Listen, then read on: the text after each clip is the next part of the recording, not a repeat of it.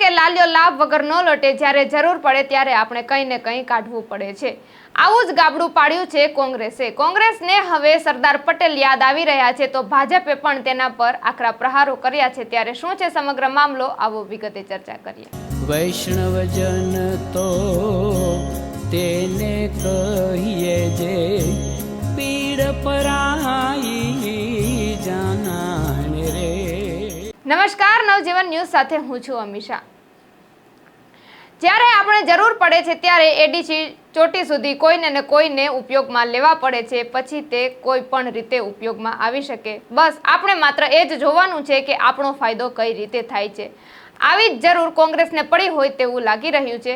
તારીખ 8 અને 9 એપ્રિલે ગુજરાતમાં કોંગ્રેસ અધિવેશન યોજાયું હતું. તેમાં કોંગ્રેસના નેતાઓએ વારાફરતી સરદાર પટેલને કોઈને ને કોઈ રીતે યાદ કર્યા. ત્યારે 9 એપ્રિલે સુરતમાં મજૂરા વિધાનસભા કાર્યકર્તા સંમેલન પણ યોજાયું હતું અને ભાજપના કાર્યકર્તાઓ તેમાં હાજર રહ્યા હતા. તો કેન્દ્રીય મંત્રી CR પાટીલે કોંગ્રેસ પર આકરા પ્રહારો કરતા કહ્યું છે કે કોંગ્રેસને હવે સરદાર પટેલ યાદ આવી રહ્યા છે, કારણ કે ગુજરાતમાં હવે તેને પગદંડી કરવી છે.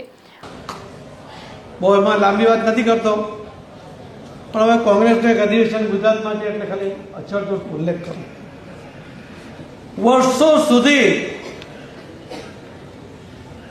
એમના મૃત્યુ પછી પણ સરદાર વલ્લભભાઈ પટેલને દિલ્હીમાં જગ્યા સ્મારક બનાવવા માટે નહીં આપી. આખી જિંદગીમાં પહેલા પણ ત્યાર પછી પણ ક્યારે સરદાર વલ્લભભાઈ પટેલના એમના કોઈ કાર્યક્રમમાં ફોટો એમણે ના મૂક્યો. કોઈ નેતાની તાકાત નહોતી કે કોઈ એના ભાષણમાં સરદાર વલ્લભભાઈ પટેલનો કોઈ યોગદાન છે એનો શબ્દ ઉચ્ચારી શકે. આજે જ્યારે આપણો દેશ અખંડ છે, એનું શ્રેય જો કોઈને જાય તો એકમાત્ર સરદાર વલ્લભભાઈ પટેલને જાય છે. પણ ઇતિહાસમાં એનું કોઈ જગ્યાએ નામ ના આવે એના માટે કોંગ્રેસ અને વિશેષ કરીને ગાંધી કુટુંબે ખૂબ પ્રયત્નપૂર્વક એ કર્યું. આજે એમ કહે છે કે હવે અમારા આ નેતા સરદાર વલ્લભભાઈ પટેલને ભાજપે હાઈજેક કર્યા છે. અરે આ દેશના નેતા હતા, દેશના અખંડ રાખવા માટેનું યોગદાન આપવાવાળા એકમાત્ર નેતા હતા, ગુજરાતની ધરતીના નેતા હતા. અમારો જ અધિકાર છે અને ફક્ત અધિકાર નહીં, એમણે કરેલા કાર્ય એ ઇતિહાસમાં અમર થવા જોઈએ. એટલા માટે એમણે વિશ્વની સૌથી મોટી પ્રતિમા ભારતીય જનતા પાર્ટીના તે વખતના મુખ્યમંત્રી, આજના પ્રધાનમંત્રી એ નરેન્દ્ર મોદી સાહેબે બનાવી. પહેલા લોકો તાજમહેલ જોવા આવતા હતા. જ્યારે તમે વિદેશ મંત્રાલયમાં નોંધતા વિદેશીઓ આવે તો કે કેમ આવ્યા, તો લખીએ તમે તાજમહેલ જોવા આવ્યા તો કોઈ કારણ, જેવી કારણો તો લખતા હોય છે. તો પહેલા કારણોમાં 70-80% એ તાજમહેલ જોવા માટે આવતા હતા. આજે જે લખે છે ને એમાં લખે છે statue of unity, Sardar Vallabhbhai. 95% લોકો સરદાર વલ્લભભાઈ પટેલનું સ્ટેચ્યુ જોવા માટે આવે છે. અને આ વલ્લભભાઈ પટેલની વાત આજે જ્યારે કોંગ્રેસે એના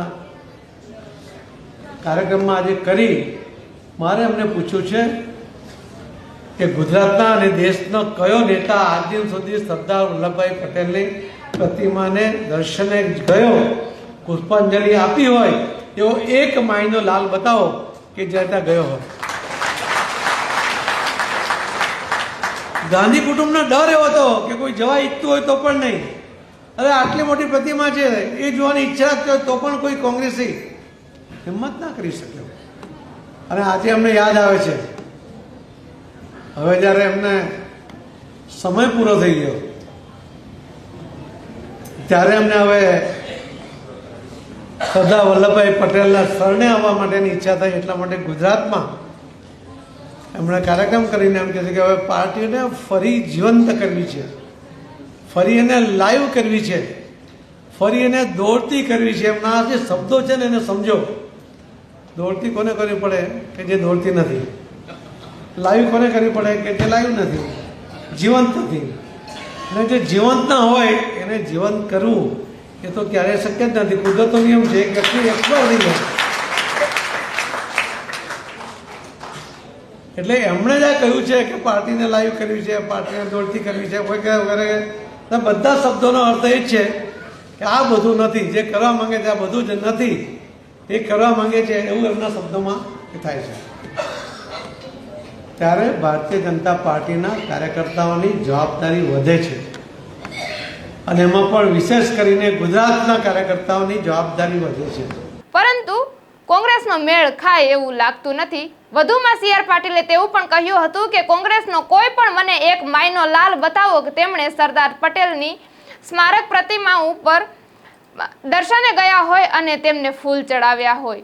આ ખાલી એક વાતો છે, બસ રાજનીતિમાં સરદાર પટેલને લાવવા છે તેવું પણ સી આર પાટીલે કહ્યું છે. સી આર પાટીલે વધુમાં કહ્યું હતું કે કોંગ્રેસવાળાને ગુજરાતને ઘેરવું છે, પણ આ હવે મૂળિયા જ નીકળી ગયા છે તો ઘેરશે કઈ રીતે? જોવાનું રહ્યું કે કોંગ્રેસ ને ભાજપ હવે આવનારી ચૂંટણીને લઈને એકબીજા પર પ્રહારો કર્યા છે અને એકબીજાથી આગળ વધવા અનેક પ્રયત્નો કરી રહ્યા છે. ત્યારે આ અંગે તમારું શું કહેવું છે? તમારા પ્રતિભાવો અમને કમેન્ટમાં જરૂરથી જણાવજો. ફરી મળીશું નવી સ્ટોરી અને નવા અહેવાલો સાથે. ત્યાં સુધી તમે જોડાયેલા રહો નવજીવન ન્યૂઝ ચેનલ સાથે. વૈષ્ણવજન તો તેને કહીએ જે પીડ પરાઈ.